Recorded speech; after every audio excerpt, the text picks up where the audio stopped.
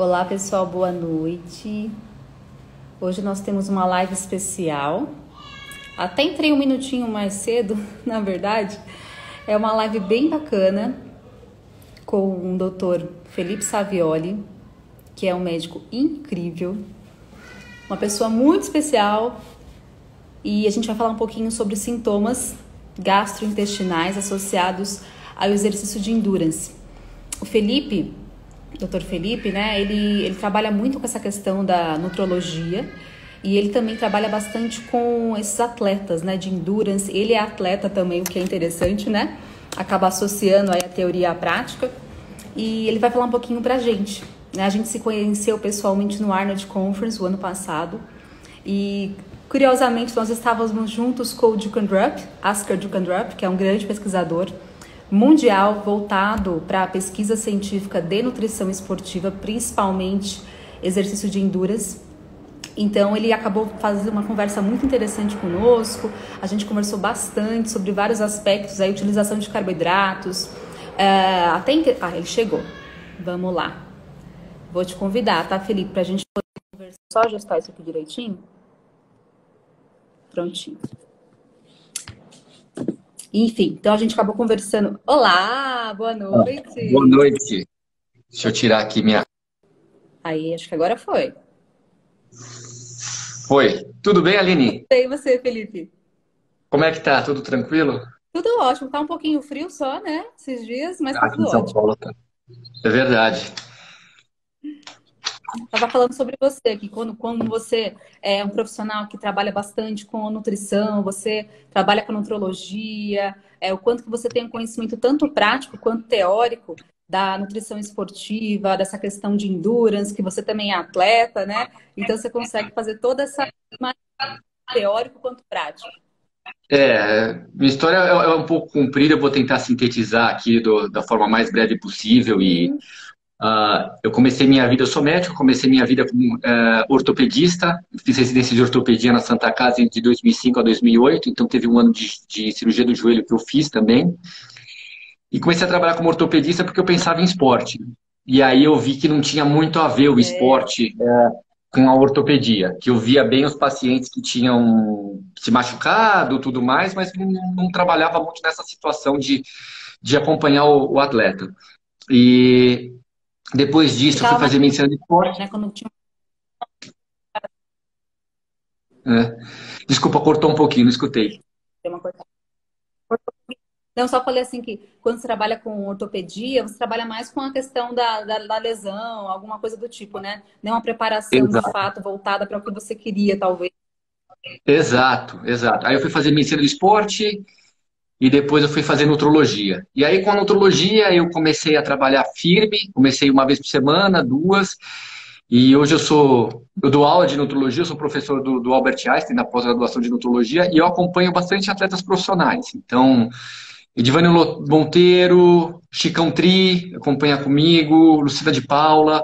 Então, eu parti um pouco para esse desafio aí de tratar atletas profissionais. Eles moram longe, né? O Chicão é em Balneário Camboriú, o Edivânio ele é São Carlos, tal, mas sempre eles vêm para São Paulo para passar comigo, que é um motivo aí de muita alegria, né? De poder tratar desses atletas profissionais. E e tem uma equipe Bom, junto que acompanha com eles, né? E eu estou nessa dando aula de nutrologia, sempre nutrologia esportiva, e também de acompanhar atletas amadores de alto desempenho, né?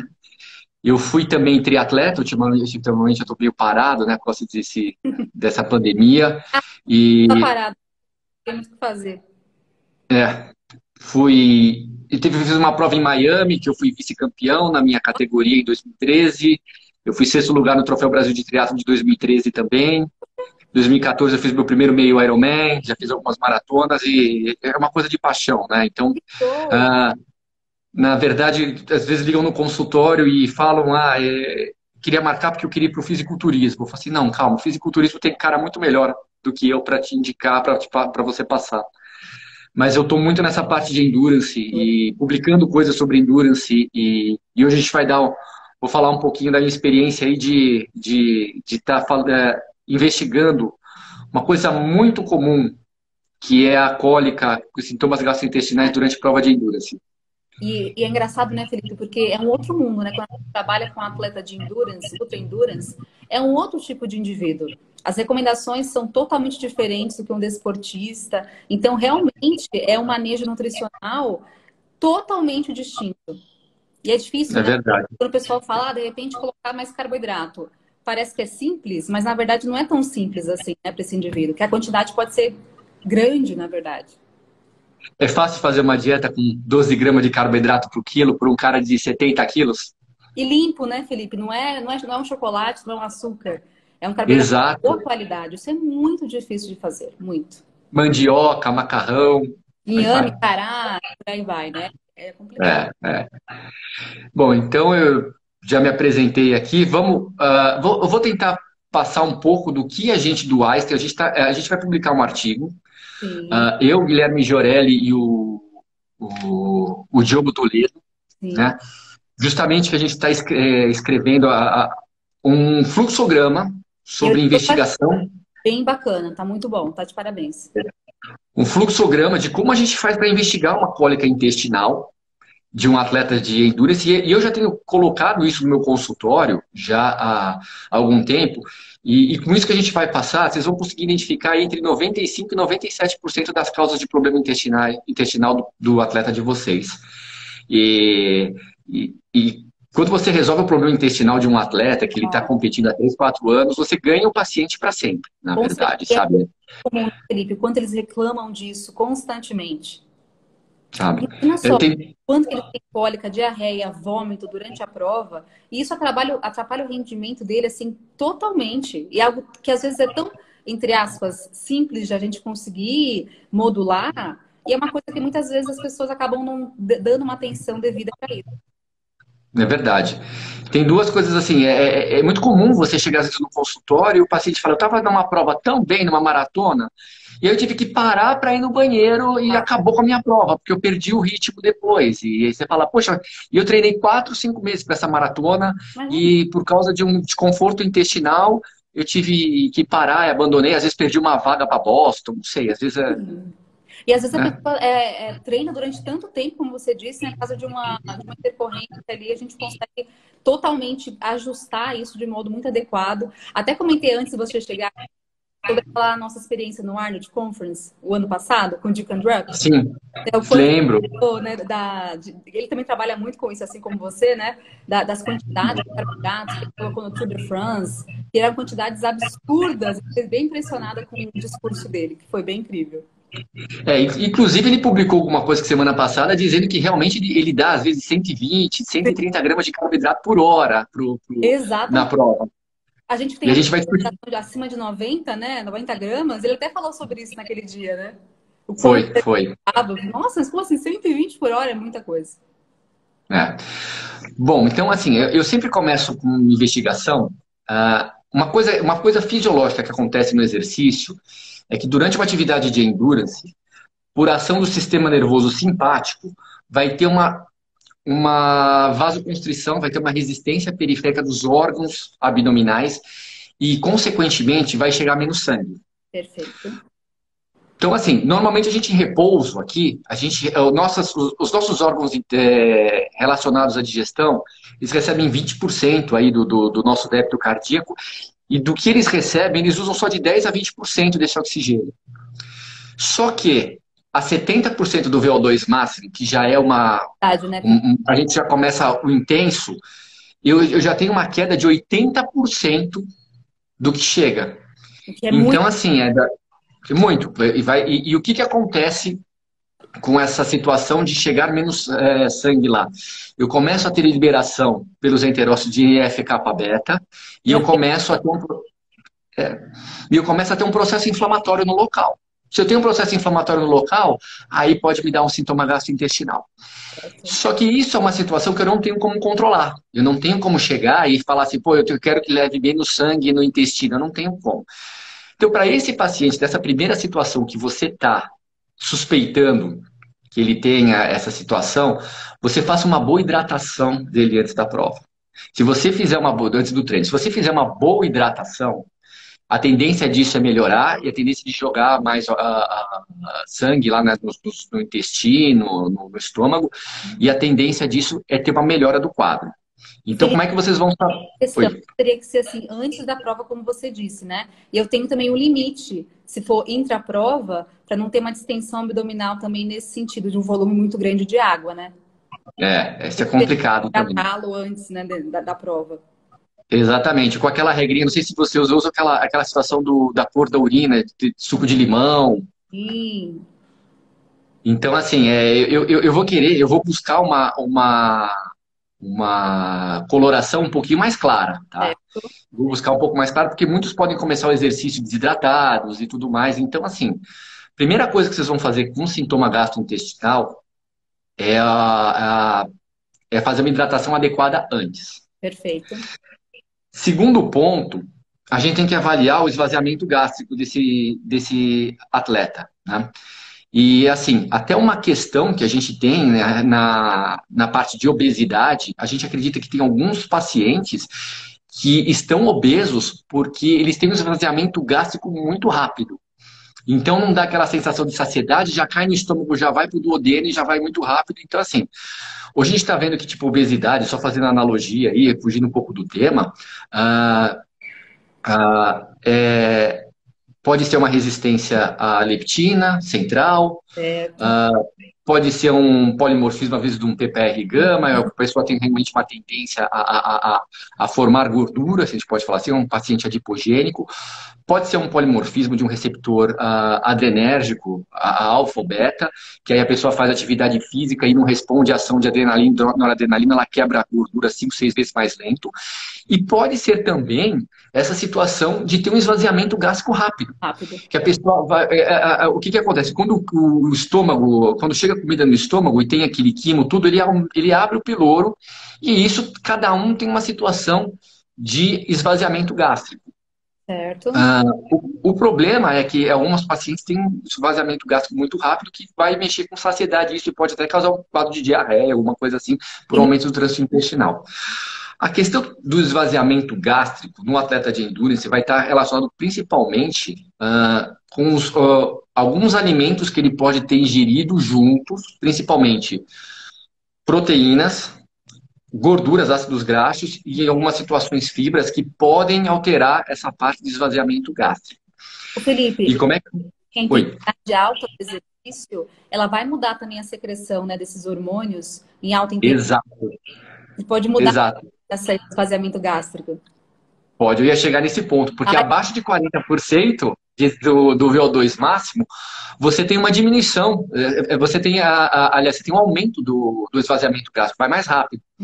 Até uma situação que a gente entrou em discussão em alguns grupos, falou assim, poxa, eu estou em quarentena, eu vou fazer atividade física, eu não consigo fazer atividade física intensa, eu vou fazer leve, mas a atividade leve vai me gerar mais fome e vai me aumentar o esvaziamento gástrico. Então a gente fica numa situação que a gente não sabe se vai dar certo ou não, é muito individual.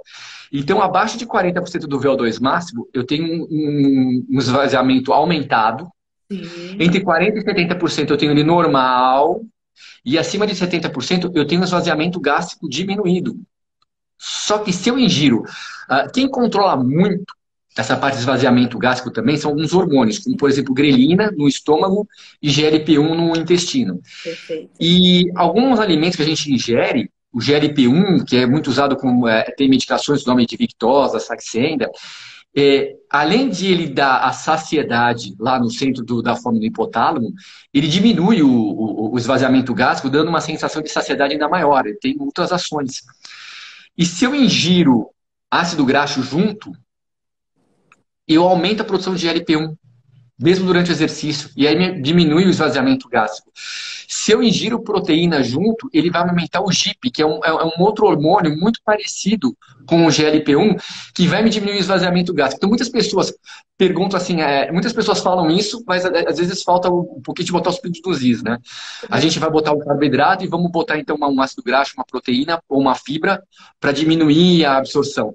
E diminuir a absorção é justamente por isso, porque o ácido graxo ele produz mais GLP-1 e diminui o esvaziamento gástrico, e a proteína ela produz GIP e também diminui o esvaziamento gástrico.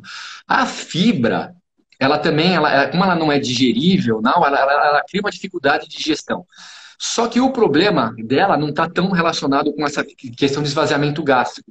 Mas como você ingere fibra durante a atividade física, que não seria para ingerir tanto, e você aumenta a massa fecal por hidratação, aquilo pode causar um aumento da velocidade do trânsito intestinal e te causar uma urgência para evacuar durante a prova. Então, eu vou deixar para o padre aí rezar, vai falar muito melhor que eu, dando tática da nutrição, mas como é que é a tua experiência? Geralmente eu tento tirar tudo. Eu tive tanta dificuldade com pacientes que às vezes eu falo assim, ó, vai treinar, vai comer carboidrato e Exatamente. vai pro treino. E até assim, Felipe, não é só antes da prova, né? Pensar nessa fibra diária. É, Vai estar muitas vezes ali ainda no trato gastrointestinal. Então, eu tento é, fibra de modo completo aí todos os dias e um carboidrato que seja o mínimo possível de fibra para que ele não tenha esses corticoidratos. é. O próprio Jürgen Drupp, ele falou que ele corta a fibra do atleta profissional dele 48 horas antes. Porque corta a fibra é o seguinte, ele dá menos que 8 gramas ou 10 gramas, assim, e não dá para você cortar, né, com um alimento, não dá para falar zero. Mas ele corta porque ele fala que por osmose fica um pouco de líquido lá no intestino, que ele vai levar 100, 150 ml de líquido a mais Concordo. e vai pesar isso numa prova de endurance e 8 horas de prova vai fazer com que ele leve esse peso a mais que vai fazer diferença. Você vê a que nível que chega o esporte profissional hoje, né? É outro nível, exatamente. É outro mundo. É outra conduta, totalmente diferente. É. E até o que você falou também da questão da secreção do GLP-1, existe toda uma diferença em relação ao comprimento do ácido graxo também, né? Que vai ter um estímulo maior ou menor em relação à secreção de GLP-1. Até você falou isso no seu artigo também, que eu achei bem interessante. É verdade. Ó, tô perguntando de FODMAP, pode ficar tranquilo que sua hora vai chegar. Fica Boa, tranquilo. muito bom. É fundamental, é fundamental. E principalmente para quem tem uma situação que chama de SIBO, mas a gente vai chegar lá. A gente, Agora, vamos lá. uma coisa interessante também, a minha experiência que a gente está botando nesse artigo, é que o padrão de dieta ele pode interferir também na absorção de nutrientes. Então, vamos pensar o seguinte, assim, eu vou fazer uma dieta cetogênica. Eu posso fazer dieta cetogênica no endurance? Eu falo assim, olha, existem alguns momentos que a gente pode fazer no intuito de aumentar enzimas mitocondriais relacionadas à beta-oxidação. Eu não passaria só uma dieta cetogênica para o meu atleta. Não passaria. Acho que o carboidrato é super importante no endurance. Eu acho que em outros esportes ele pode casar melhor, mas no endurance você fazer um ciclo de carboidratos pode ser legal e normalmente a gente faz, eu pelo menos faço ciclos curtos de carboidratos para os atletas profissionais, porque eles têm um poder de adaptação muito grande, e faço ciclos longos de carboidratos. Então, meus atletas amadores. Então, para um profissional, às vezes eu faço um dia de cetogênica, Isso que eu te um dia. Oi. falar, aquela estratégia, né? Train low, compete high. Então, de repente, É, as estratégias, seja cetogênica, enfim, zerar o carboidrato, reduzir o carboidrato, dormir sem carboidrato, treinar 2 vezes por dia e por aí vai. De repente é uma estratégia, e algumas pessoas entendem assim que isso é para ser utilizado na prova, mas não, né? Tem que não, treinar não. antes para conseguir ter uma avidez melhor desse músculo, desse tecido, eu conseguir ter uma expressão melhor de enzimas mitocondriais, etc., para que eu consiga também aumentar até a síntese do glicogênio. Aumentar, Exato. e esse que é o foco, né? Você tem toda uma estimulação de enzimas associadas a uma deposição maior, uma supercompensação do glicogênio muscular. Então, essa que é a estratégia. Para logo depois dessa estratégia de train low, você tacar carboidrato para você encher esse músculo de carboidrato, né? De glicogênio. Exato, exato. E se você pegar o livro do Wasserman, que é o pai da ergospirometria, ele faz uma relação de ATPs produzidos por mols de oxigênio em glicose e em ácido graxo. A gente produz um pouco menos de ATPs por ácido graxo do que por glicose, dependendo isso em relação à cadeia, da comprimento de cadeia do ácido graxo.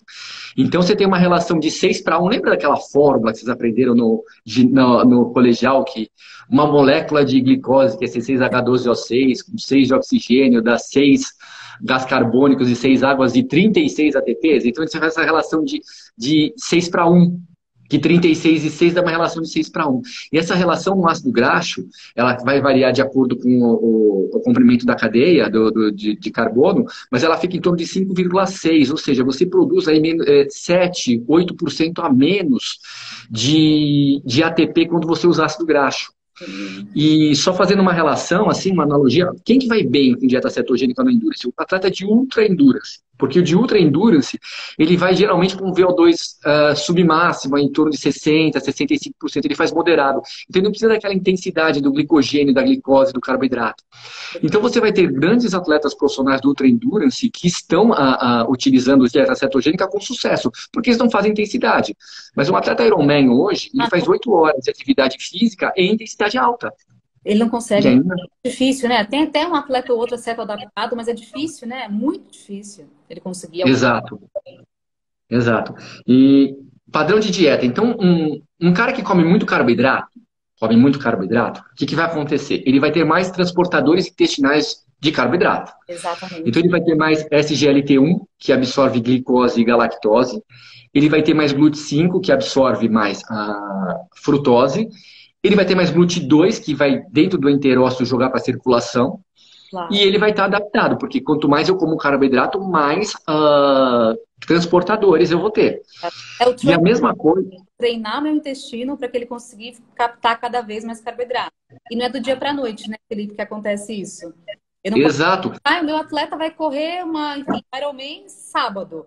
Então vou começar hoje. Não vai dar certo. A gente tem que ter todo um estímulo que vai ser crônico, sequencial de aumento desse carboidrato para ele conseguir aumentar essa avidez, essa expressão dessas proteínas e, consequentemente, conseguir captar esse carboidrato de modo adequado, né? exatamente. Tanto é que as recomendações, tanto do American College como do ISSN, eles dão gramas de carboidrato por hora, independente se o teu atleta pesa 45 quilos ou pesa 75, Perfeito. entendeu?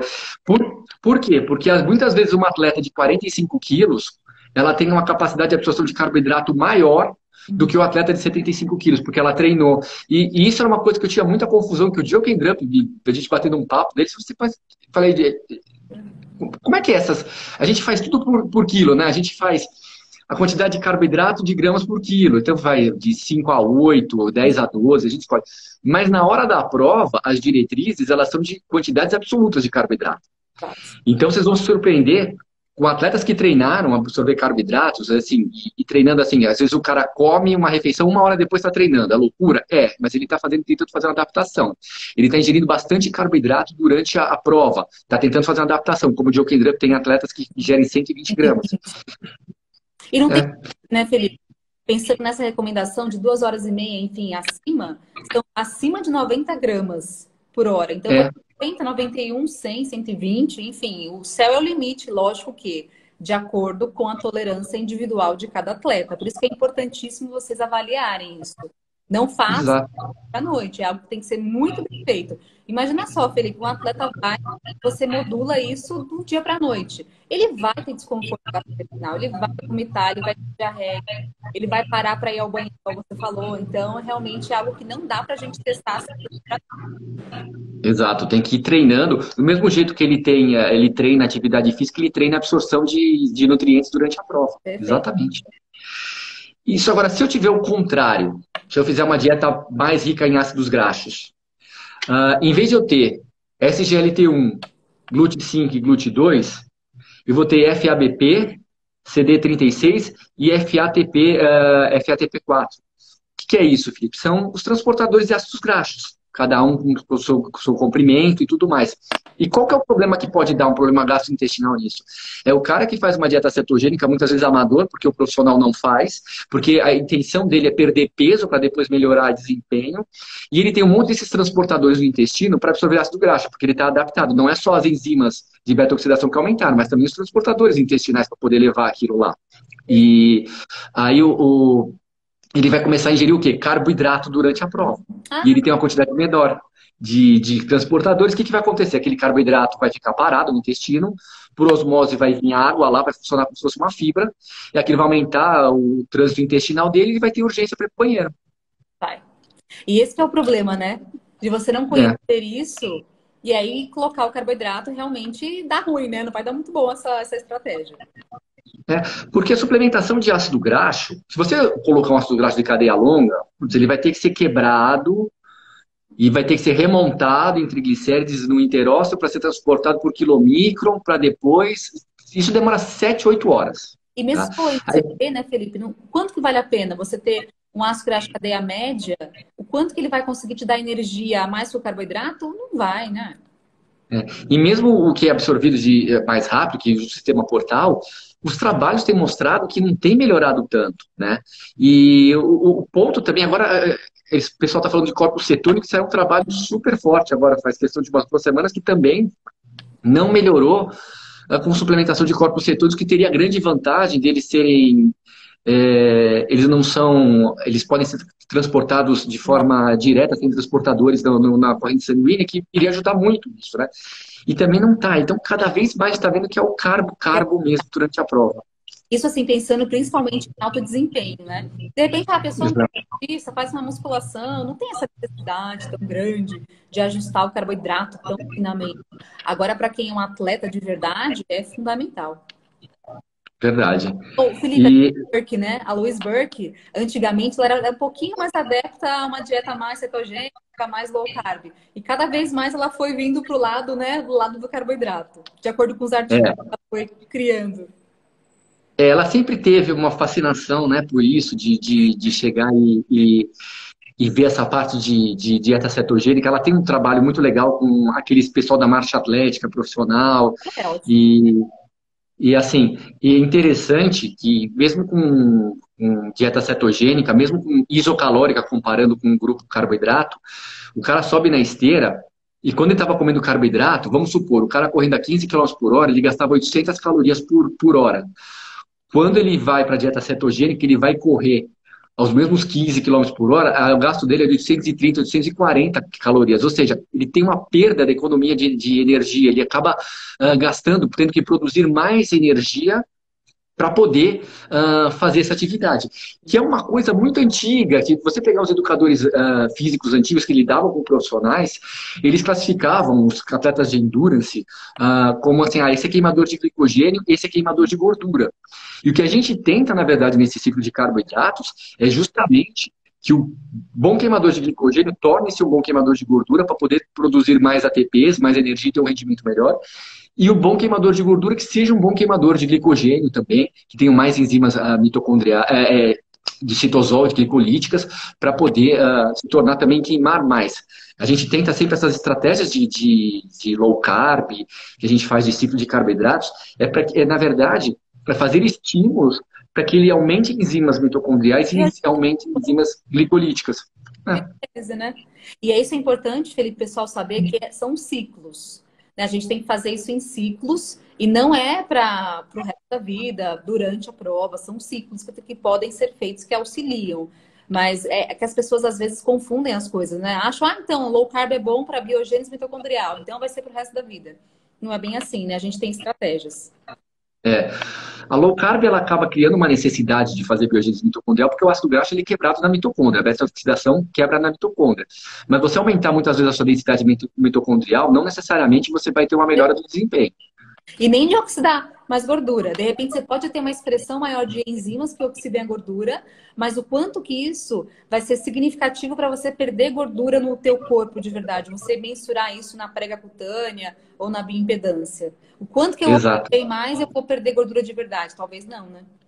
Exato. No final da década de 90, o pessoal suplementava com carnitina, porque ia transportar o ácido graxo, o acil lá para dentro do mitocôndria. Mas não era essa limitação, entendeu? Exato. Depois viram que ele é um bom vasodilatador, pelo menos. Então pode usar em outra situação. Mas não era da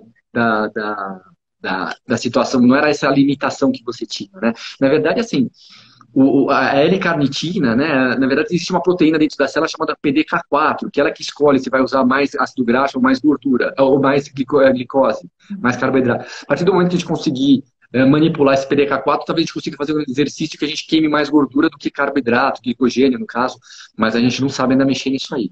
Mas o segredo para queimar mais gordura no treino vai ser a proteína PDK4. Como a gente vai mexer nela, como a gente vai saber estimular, a gente não sabe. Até falaram aqui, ó, professor Tiago Leite, treinar pesado com carboidrato também aumenta a biogênese mitocondrial. E é verdade, o treino também consegue aumentar a biogênese perfeitamente bem, né? Verdade.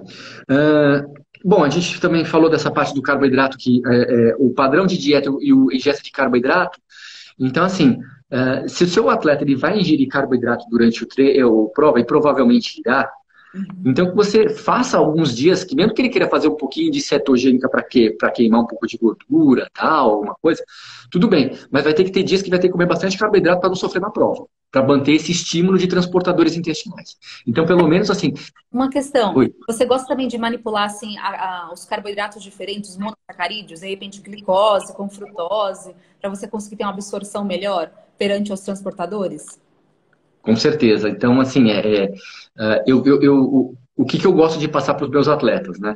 É um gel que não existe no mercado, porque eu gostaria de usar um gel que tivesse palatinose, que tivesse destrose. Então, eu tenho o baixo, abaixo índice glicêmico e o alto índice glicêmico. Eu colocaria um oximase junto, que ele vai ter os dois lá, a aminopectina, vai ter um alto e um baixo. E colocaria junto também uma maltodextrina. Sim. Então, eu teria dois carboidratos de baixo índice glicêmico com três carboidratos de alto índice. Eu faria um pool, um blend de carboidratos. E, infelizmente, não tem nesse gel ainda no mercado. E se eu tiver que mandar fazer, sai super caro em farmácia de manipulação, né? É, Então, uma coisa que eu tento fazer para o meu atleta é que ele tenha carboidratos de diferentes velocidades de absorção para não ter hipoglicemia e para não faltar também se ele tiver que fazer um sprint, alguma coisa final. ótimo, maravilha, perfeito. É como costumo fazer. E, bom, então assim, essa questão de padrão de dieta que você tem, se você, dependendo do padrão de dieta que você tem, você vai ter uma adaptação para isso, intestinal também. E você vai ter que casar isso com o teu atleta, tá? Uma coisa que costuma ser muito comum também são os estimulantes. Ah, Cafeína, capsaicina, chá todo verde. mundo quer usar, isso aí é de praxe, né? Todo mundo quer um pré-treino que tenha um estimulante. A cafeína é terrível para alguns, assim, o cara vai lá, ele não quer usar muita cafeína durante os treinos para não criar aquela tolerância que realmente dá, aquela tolerância para cafeína, ele deixa para a prova. Só que na prova ele ingere 5, 6 miligramas de cafeína por quilo, e aí começa a aumentar o trânsito intestinal dele e tal. Então, assim, pelo menos o que eu falo, você vai usar cafeína durante a prova? Vou. Então vamos fazer o seguinte, vamos também usar pelo menos uma ou duas vezes por semana a cafeína durante um treino, nem que seja um intervalado, você fazer intensidade, alguma coisa, para estar acostumado, para a gente ver até quanto de cafeína que eu posso dar, porque é muito individual isso, não sei como é que é a tua experiência. Se vai ser 3 miligramas, uma dose baixa, de repente 6 miligramas, ou no máximo 9, que é bastante já, né? Então a gente tem que... Isso sem aquela questão das pessoas que têm uma metabolização mais lenta em relação à cafeína, que pode existir também. Então, para esse caso, eu acho que é importante a gente avaliar, né? De repente, se a pessoa pode pagar um exame genético, maravilha, né? Não são todos que podem pagar. Mas nem que ele te conte, será que de repente você toma cafeína ou café? Como que você se sente em relação a isso, né? Você tem insônia, palpitação, taquicardia, etc. Para a gente conseguir avaliar um pouco melhor. E colocar durante a prova sem um teste prévio É, polimorfismo do CYP, né? CYP. É verdade. Tem pessoas que são adora também. Tem pessoas que metabolizam cafeína de uma forma lenta. Então, pode acontecer isso, é interessante. Assim, eu acho que é uma das grandes vantagens do teste genético é essa da cafeína, que eu gosto. Tem alguns, assim, que não bate muito, né? Não sei se você tem visto isso, não bate muito, mas esse da cafeína realmente bate. Exatamente. Eu gosto de um ou outro também, mas da cafeína bate muito bem. É o principal estado para endurance em relação à questão da genômica é esse polimorfismo, né? Tanto da DORA 2A quanto do CYP1A2. Verdade. Bom, de estimulantes, assim, tem que tomar muito cuidado com o bicarbonato também, porque o atleta de endurance, ele usa, às vezes, o bicarbonato, não só durante a prova, antes da prova, mas ele costuma consumir durante a prova. Exato. Então, assim, por exemplo, meus atletas de endurance profissionais, eles têm umas doses para ingerir de bicarbonato durante a prova. Eu tento dar pelo menos a cada 1h30, 2 horas, assim, sabe? Pra- Assim, pensando na questão ergogênica, o bicarbonato ajuda. Na questão Bastante. gastrointestinal, já talvez nem tanto. E aí, olha que interessante, exatamente isso, Aline, porque a gente tem que treinar também não só um padrão de dieta de carboidrato, mas também ele absorver essa parte de bicarbonato. Exato. Porque se você for pegar as diretrizes, é de 0,2 a 0,4 gramas por quilo e é uma dose alta, né? Você pega um cara de 70 quilos aí, às vezes 20 gramas. É muito. E 20 gramas o cara pode ter muito sintoma. Às vezes só com 0,2, a dose inicial, já é possível você ter muito sintoma. Eles reclamam E demais. Pelo menos os meus, assim, reclamam absurdamente. Eles detestam bicarbonato. eu começo com 0,1. Eu começo com 0,1, E para depois eu vou para eu vou subindo lentamente. Eu começo com 0,1, 0,2, e para subir para 0,2, para 0,3 demora, demora. Aí, sinceramente, nem profissional conseguiu com 0,4 gramas. Eu não consegui, nunca, sem sintoma. 0,3 eu já consegui, mas depois de muito tempo, assim, meses e meses adaptando. puxa, não, realmente, não dá. Gera muito desconforto gástrico. É, é Então, fato. parece bobagem, né? Ah, desconforto gástrico. Mas não é. Para um atleta, isso é muito desconforto. Não dá, ele não consegue fazer a prova direito. É, verdade. Uma outra situação que a gente precisa avaliar são os suplementos que eles usam, porque é muito comum um atleta de endurance que tem que ingerir 10, 12 gramas de carboidrato por quilo, ter que ingerir, às vezes, um suplemento energético com carboidrato para poder alcançar as recomendações. Porque, pô, comer 10 gramas de carboidrato por quilo não é fácil para ninguém. Não é fácil, gente. Não é. Te garanto que não é. Nossa, é muita comida. Essa Se comida. você pensar, tipo, 100 gramas de mandioca tem 30 gramas de carboidrato. A gente está falando de um cara de 70 quilos que ele tem que ingerir 900 gramas de carboidrato. Não tem condição. A gente tem que usar suplemento. Não tem o que fazer. Eu não consigo sem suplemento. É inviável. Eu também não. E o grande problema do suplemento é o seguinte: a indústria, uma das prioridades dela é que o gosto seja bom. Então, Sim. assim, e para ter um gosto bom, principalmente em suplementos proteicos e aminoácidos de um gosto mais fechado, mais carregado, eles ou adicionam açúcar ou adicionam adoçantes. Ah, E tanto, tem outro e ponto. tanto, e tanto açúcar como adoçante, eles podem causar prejuízos intestinais. Adoçante, qualquer tipo de adoçante pode causar desbiose, pode causar um problema aí nas bactérias da sua microbiota intestinal, gerando problemas gastrointestinais. E açúcar, você faz é o problema da frutose, além de ser sobrecarga hepática que tem que fazer, tudo, ele também ele é um pouco agressivo, sabe, do ponto de vista de Poliol é quantidade. quente, né? É um tipo de poliol. É pior ainda, às vezes. Exatamente. Então, uma dica, se vocês testaram tudo isso até agora e não descobriram qual que é a causa do problema gastrointestinal que o teu atleta de endurance está tendo, então vocês, temporariamente, vocês tirem esses suplementos, tentem dar tudo na base da comida, que é o que a gente adoraria também, né? Acho que todo nutricionista, nutrólogo quer dar comida, mas atleta de endurance é mais complicado É para difícil, atingir. Né? é difícil. E, e aí você tira um tempo esses suplementos e vê se ele melhora.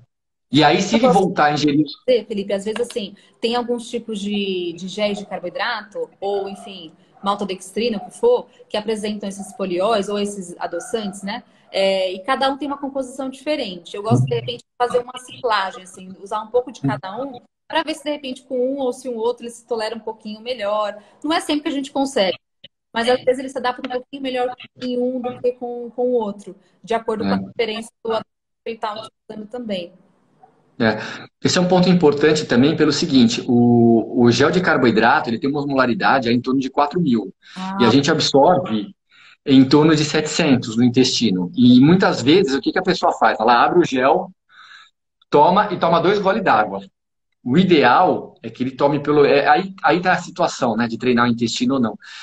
Porque o ideal é ele tomar com 300 ml de água. Porém, se ele tomar 300 ml de água, também pode ser muito e pode causar um desconforto para ele. Então, seguir junto com ele, ver como é que tá, falar com o treinador, ter um contato direto com o teu atleta. Com um profissional isso é muito mais fácil, porque a gente sabe de tudo que acontece com ele dia a dia, né? Mas muitas vezes o pro atleta. também nesse sentido, né? Tentar treinar essa hidratação e verificar quanto que ele perde de água ao longo do exercício, para você saber quanto que você tem que repor também em cada ponto, né? Exato, exato. Que é o que a gente faz muito com um profissional, né? Foi até uma aula que eu dei lá no São Camilo, né? Que eu dei de preparação. Sim, foi mesmo. Eu dei justamente essa aula de atleta profissional lá para vocês e o que aconteceu foi o seguinte, eu falo assim, ó, para vocês amador, Isotônico um dia antes, água, urina, cor de suco de limão e ponto final. Para o meu atleta profissional, se ele levar 50 ml a mais de água, pode fazer a diferença. Então, eles vão chegar de certa forma, desidratados. Ah, desidratados acima de 3% que perde o peso, que perde o rendimento? Não. Mas até aquele 1,5% que eu tenho liberdade, que ele não perde desempenho, eu vou tentar tirar aquele 1,5% de desidratar ele, para ele levar menos peso para poder fazer atividade física mais leve e, consequentemente, um desempenho melhor. Só que, quando eu estou lidando com um limiar tão pequeno que qualquer perda pode ser importante, eu tenho que planejar muito bem como vai ser a hidratação desse atleta durante a prova. E até E a porque hidratação dele vai ser mais frequente. o sódio, porque não adianta de repente colocar carboidrato, você não colocar o sódio também. A gente sabe que o TLT funciona aí em relação à quantidade de sódio que também a gente tem presente. Então, se de repente a pessoa tiver muita água e pouco sódio, eu não tenho uma eficácia também no transporte dessa frutose, por exemplo, né? Que esteja no meio do suplemento aí, por exemplo. Exato, exato. E, bom, e aí vamos chegar numa pergunta aí que fizeram agora dos FODMAPs, né? É Que isso. são, na verdade, são carboidratos que na verdade, eles têm um poder grande de fermentação, né? Uhum. E até é interessante porque, assim, eu vou dar minha opinião, tem muitas pessoas que podem discordar, eu respeito, não tem problema nenhum, mas, assim, eu tenho muitos atletas profissionais que comem glúten, ingerem glúten, não tem problema com glúten, e consomem pão, não sei o que e tal, e eu não tiro porque eles gostam, e se eu já tentei tirar, não deu certo, ele não teve melhora do desempenho e ficou chateado porque eu tirei o glúten dele, então eu deixo. Claro, Não tenho problema nenhum com o glúten. Só que tem alguns atletas que falam, eu tirei o glúten e melhorou meus sintomas gastrointestinais. era Na o glúten, verdade, era o FODMAP, né? exatamente, era o FODMAP, exatamente. Porque quando você tira o glúten, você tira junto esses alimentos que têm grande poder de fermentação e diminui os sintomas intestinais dele. Então, tem que ver isso com analisar bem criteriosamente, porque às vezes o cara pode ter uma situação que a gente chama de SIBO. Exatamente. SIBO é o seguinte, SIBO, a gente tem, no nosso intestino, a gente tem bactérias. Quando começa lá no duodeno, no começo, a gente tem bactérias aeróbias. Conforme vai indo lá para o jejum, para o ilho, vai tendo uma quantidade maior de anaeróbias. E no cólon, a gente tem quase totalidade de anaeróbias. No cibo, por algum problema, que pode ser desde problema genético, anatômico, que você tem uma válvula que não fecha direito no intestino, que passa suas bactérias para lá, até padrão de dieta, uso de inibidor de bomba de prótons, você tem um monte de coisa. Você pode ter, às vezes, umas bactérias anaeróbias no intestino delgado. E aí, elas fermentam. Exato. E olha que interessante, eles dão um sintoma muito parecido com quem tem intolerância à lactose. Porque a Confunde. lactose, ela foi no intestino delgado, ela não foi digerida porque não tinha lactase, e chega o carboidrato para as bactérias anaeróbias. Chega o carboidrato para as bactérias anaeróbias, eles vão fermentar. No cibo é exatamente a mesma coisa, só que o que aconteceu? Não deu tempo dos carboidratos não digeridos irem para o cólon. Então vêm as bactérias anaeróbicas para o delgado e fazem a mesma coisa. Eles pegam o carboidrato e começam a digerir e fermentar. Aí gera metano, hidrogênio, um monte de coisa. Então, a E é gente difícil, precisa pedir. né, Felipe, essa dieta para a low FODMAP realmente é uma dieta mais restrita, né? Para fazer é mais difícil, porque tem muito em vários alimentos. Mesmo usando aquelas tabelas grandes lá, é um pouco restrito. É. E muitas frutas você não pode, às vezes, usar. Você sabe, Alho, cebola, complica bem. é, exatamente. Até para tempero, alguma coisa. Eu faço às vezes também, eu acho que é importante. Até para a pessoa se conhecer, para ver realmente, então é esse que é o foco. Para a gente conseguir saber de verdade, né? Não que é o glúten, como você disse, né? Então acho que é importante você excluir e fazer uma dieta low FODMAP por um tempo, de repente, para verificar esses sintomas. É.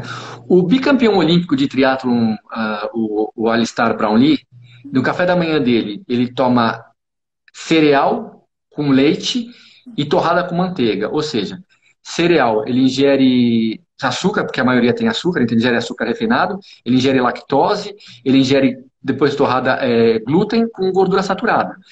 E ele corre 10 quilômetros depois de pedalar 40 em 28 minutos. Puxa, E já tentaram mudar essa dieta dele, e ele se dá bem com essa dieta. É uma coisa que eu, né? Deixa o eu vou hábito, mudar. parece. Não, não tem como. Você mudaria? Não, não mudaria. E se Eu você também não mudaria. perde, ele faz menor rendimento. Não tem porquê. Exato. É Então ele está adaptado, não mexe, ele está bem com aquela dieta. O irmão dele come mingau no café da manhã. Então, assim, eles estão bem desse jeito, não mexe, porque, meu, os caras estão no top do top, estão indo bem, você vai trocar, talvez ele não fique tão contente, e aí já vai ficar meio estressado, sabe? E também tem aquela que o atleta, às vezes, alguns deles têm, tem aquela questão assim, ah, se eu faço isso, eu tenho que repetir isso porque vai dar certo. É meio que uma manga. Tem alguns que têm essa neura. Então, É verdade. deixa. É verdade. Então, assim, se ele está tendo muito sintoma intestinal, e mesmo fora da prova, faça um exame, peça um exame para ver se ele tem SIBO, vocês pedem um teste de absorção de lactulose, o teste respiratório de hidrogênio, né, que a gente pede. Ainda está um pouquinho difícil de achar, ainda é um pouquinho caro, mas eu acho que se você fez todas essas situações até agora e não achou, eu acho que cabe investigar para SIBO.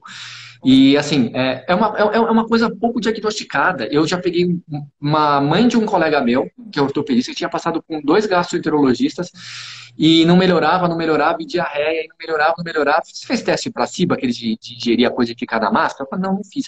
Fiz, deu lá em cima, a gente fez o tratamento com dieta low FODMAP e ela melhorou totalmente. Ela me agradece até hoje, sabe? Fala, pô, porque é uma coisa muito mal diagnosticada, é uma coisa que a gente não leva em conta. A gente já pensa em síndrome do intestino irritável, já pensa em uma doença inflamatória, de retocolite ou Crohn, a gente já pensa... E isso, SIBO, é uma coisa muito, muito, muito comum, mais comum do que vocês imaginam. E essa sua paciente, como é que você faz? Você continua com Locoep até hoje ou não tem o que fazer, Meu, não? e olha que eu sou agressivo, eu entro com antibiótico, eu entro com cepas, depois do Ah, antibiótico eu entro com ótimo. cepas, junto com dieta low FODMAP, e aí assim, sinceramente, os pacientes que eu tirei depois e partiu, a maioria voltou. Eu acho, a minha opinião, que esses que voltaram com sintomas é porque tinha um problema anatômico, que tinha um problema lá na válvula ileocecal, na minha opinião, que não era só dieta ocidental, que não era uso de bomba de prótons. Então, assim, os que continuaram, como a gente está aprendendo muito sobre as causas do SIBO, Que é os uma que. nova até, né, Felipe? Não é uma coisa que a gente falava anos atrás. Então a gente está aprendendo. Exato. Então eu tiro, os que eu tirei e que voltaram, eu acho que eles têm um problema anatômico. Aí tem que fazer essa dieta pro resto da vida. E o filho dela, que é ortopedista, tinha também, e parece que ele fez esse tratamento também, parece que ficou bom. E ele fala, pô, eu não aguento mais, eu faço atividade e tal, tenho diarreia tipo 2, 3 vezes por semana e tal.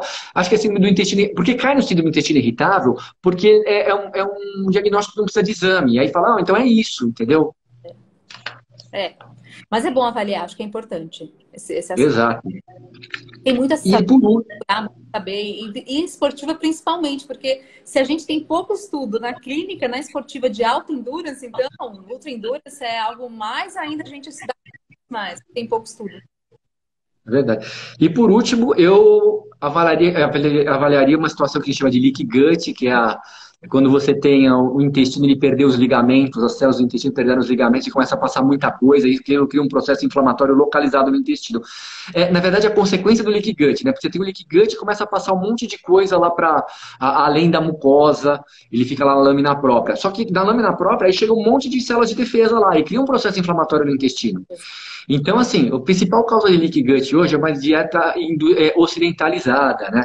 Que é uma dieta muito rica em proteína de origem animal, com muita quantidade de açúcar, muita gordura saturada, e isso é inflamatório, né? Eu não gosto muito desse termo, essa comida é inflamatória, mas você tem, assim, se você falasse o que é inflamatório? Inflamatório é gordura saturada, é açúcar e carne vermelha. Concordo. Concordo. Isso realmente causa uma inflamação. Você tem até um artigo importante da Universidade de North Carolina que classificou isso, foi publicado no Advanced Nutrition, no Clinical Nutrition, não vou lembrar agora.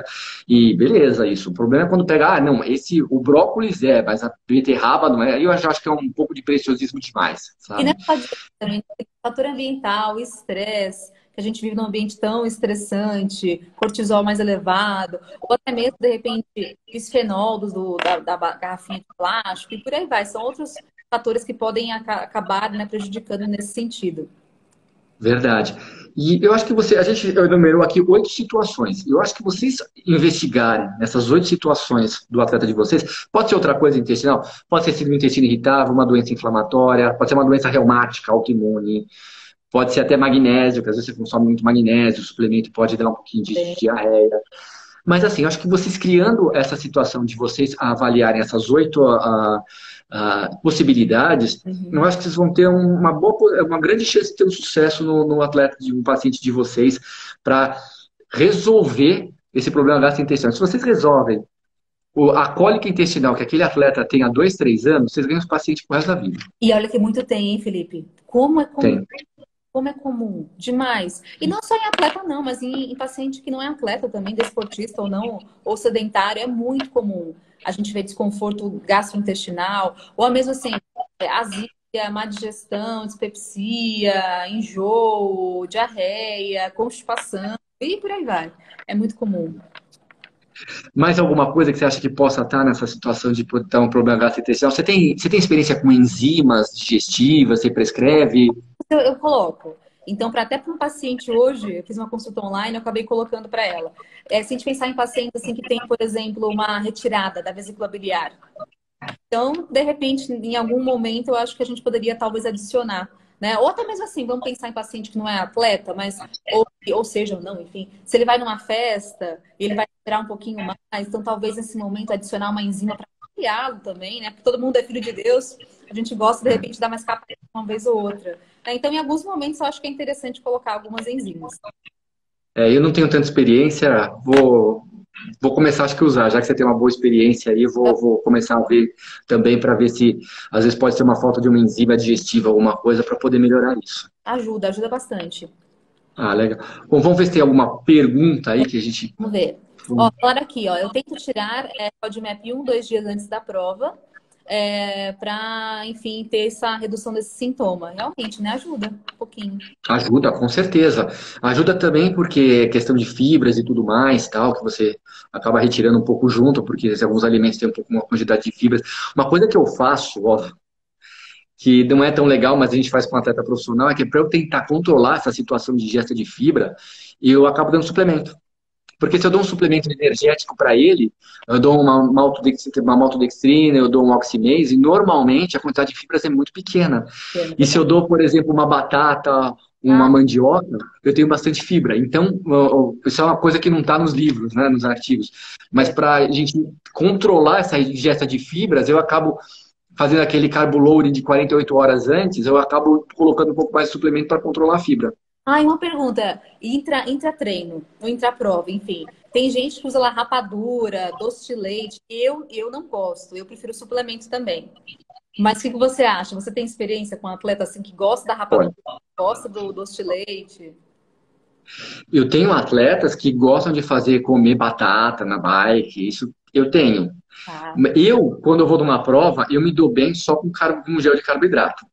Eu tô... Então, eu já sei, um erro muito comum que os atletas fazem, aí os amadores, a primeira prova que vai fazer, vai numa loja de suplemento, compra uma caixa com uns 30 géis do mesmo sabor. Meu, não façam isso. Não faz, não dá, não desce. Compra um de cada sabor, Hum, porque e ainda mais se não for uma fruta cítrica, o cara compra de gel de cappuccino, o cara não vai conseguir tomar 3 géis desse por hora, não não vai. consegue, sem condição. Então, assim, eu compro um de cada sabor, de marca diferente, faço já um planejamento. Uma coisa que eu usava na bike muito era Coca-Cola, porque eu só tomo Coca-Cola durante a bike, por quê? Porque parecia que ele dava umas obstruídas, sabe? Tipo, ele dava aquela coisa ácida, não aguentava mais aquele gosto de gel. E E se, bem ou mal, ele tem. se você ficava bem feliz com isso, por que não? Eu tirava o gás, tomava choca para não ter problema. Bem ou mal, tinha sódio, tinha potássio, tinha cafeína que vinha no brinde junto. Vou falar o E quê? tinha hidratação, então, tipo, eu não tomava de jeito nenhum quando eu tava em refeição. Sou totalmente contra. Mas na prova, por aquilo ser uma bomba, ela te ajuda, porque tem muita coisa. Um açúcar ali, tem a cafeína, como você disse, só que realmente tem que tirar o gás, né? Senão fica complicado. Tem. Então, assim, tem atletas meus que gostam de tomar sabe aqueles sachêzinhos de mel, Ah, de pequenos, assim? Eles levam aquilo, e aquilo é glicose pura, né, na verdade. Então, ó, o que eu vejo que os atletas gostam? Bananinha paraibuna, nossa, adoram demais. gostam. Eles eles gostam de sachêzinho de mel. Eles gostam. Às vezes levar uma fruta, o cara leva uma banana, às vezes para comer eles gostam também. Aquelas jujubas esportivas eles gostam bastante. Ah, essa eu não sabia, ó. Ninguém me contou. É, quando você tem a jujuba, mas não é jujuba mesmo, só com açúcar, só com sacarose, tá? Então eles prepararam umas que você fica mastigando assim, e tem um gosto de jujuba, mas é que ele tem uma ele tem uma proporção muito próxima dos géis de carboidrato também, chama jujuba esportiva, assim. Bacana, é Eles, diferente isso. Ah, e também eles gostam. não é muito assunto, mas muitos usam BCAA ou aminoácido isolado, né? Não, é importante. Que o É, EPA, nesse caso, é complicado, né? Não são todos que vão tolerar. Os meus, exato. não vai. Exato. Numa outra maratona, que o cara vai às vezes correr 160 quilômetros, eu tenho uma paciente que ela fez o Spartathlon, que ela correu 250 quilômetros, e ela estava tentando fazer em 29 horas, um negócio assim. Então, Uau. 29 horas correndo, imagina assim, aí você não entra com proteína ou não. Eu falo, pô, você deixaria uma pessoa normalmente sem proteína durante um dia inteiro? Não tem Não. queijo, Ainda mais um atleta correndo. Ainda mais correndo para atividade física. Eu tenho que dar um pouco de aminoácido para ela, seja ela qual for, assim. Eu Claro, prefiro o BCAA também. eu também. Ah, é a melhor opção? Não é, mas nesse caso vai ser a melhor opção. Não tem o que fazer, né? Né? Tem provas malucas aí que o pessoal faz, entendeu? Que a gente pega no consultório, porque eu tenho muito essa parte de endurance. Tem prova Em alta de 400 quilômetros. É, altitude deve ser pior ainda. tem. De alta altitude tem toda Aliás, até uma coisa que eu uso, só curiosidade, que eu tenho usado em grande altitude, N-acetilcisteína. É Eu não mesmo? vejo tanto vantagem assim, não vejo tanto no treinando no nível do mar, mas tem alguns artigos que têm mostrado alguma vantagem, eu tenho prescrito e tem dado um pouquinho de melhor aí. Interessante. E, é mais difícil, né? É um paciente ou outro que vai. Porque, assim, tem dois tipos de montanha, né? De altitude. Tem o cara, como eu tenho uma atleta, uma médica, inclusive, que vai escalar a K2, a Concagua, a Everest, que é diferente. É É, diferente o montanhismo do cara que vai disputar uma meia maratona em Quito, entendeu? É diferente. é diferente, tem razão. É. E nesse caso, até assim, se pensar em tamponante, nem faz tanto sentido usar, né? Porque eles já estão num ambiente que eles têm uma tamponação maior também. Então é outro mundo. Então assim, quero fazer uma maratona em Boulder, lá em Boulder, no Colorado. Eu morei um ano no Colorado. Foi tenso a primeira semana para eu me adaptar, né? Eu fiquei um ano fazendo um fellow lá de medicina do esporte em 2009. Então, assim, a primeira semana foi meio tenso lá, assim, sabe? Ficava do dor de cabeça. E nem é tão alto, assim, sabe? Não é acima de 5.000, 4.000, assim. Exato. E, mas até algumas coisas, tem muitos atletas que vão treinar em Boulder, no Colorado, porque eles do mesmo jeito que tem o, o, o Train Low, Compete Height, É tem uma... o, tem o Live Height, Compete Low, né, que é da altitude. E, na verdade, o que a gente vê, só por curiosidade, é, são poucos lugares no mundo que a gente consegue fazer isso, né? De ter um lugar que o cara consiga dominar a altitude e treinar abaixo, mas o ideal é que ele treine, ele more na altitude e que ele treine na altitude e no nível do mar. E os treinos na altitude sejam os rodados e no nível do mar sejam os mais intensos. Aí você consegue ter um pouco de melhora. Muito show de bola. A gente tem Né? 3 minutinhos. Ó, perguntaram aqui, barrinha proteica não seria uma boa opção? Barra proteica. É. Então, você tem aquele risco de estimular a GIP e de estimular diminuir o esvaziamento gástrico. E vai ser ruim para todo mundo? Não. Você pode tentar fazer um teste, porque até as quantidades de barra proteica são grandes, né? Você vai ingerir uma quantidade grande de aminoácidos, que às vezes você tem num gel, aí é pouco, tem 1 grama, às vezes 2 gramas de proteína. Se o cara se der bem, porque ela é um pouco mais termogênica e não te nenhum problema intestinal, porque cada um é cada um, pode usar, não tem problema. Até numa prova de 8 horas, 9 horas, 10 horas, interessante. Só que pensando que nessa prova de 8 ou 9 horas, às vezes o pessoal vai com o VO2 submáximo de 60%, 70%. Aí é mais difícil ter um problema gastrointestinal. O meu maior medo é que hoje os caras do Ironman, os profissionais, eles fazem 8 horas na paulada, que eles não faziam antigamente. Ah, isso é verdade. Cada vez parece que tá aumentando mais, né?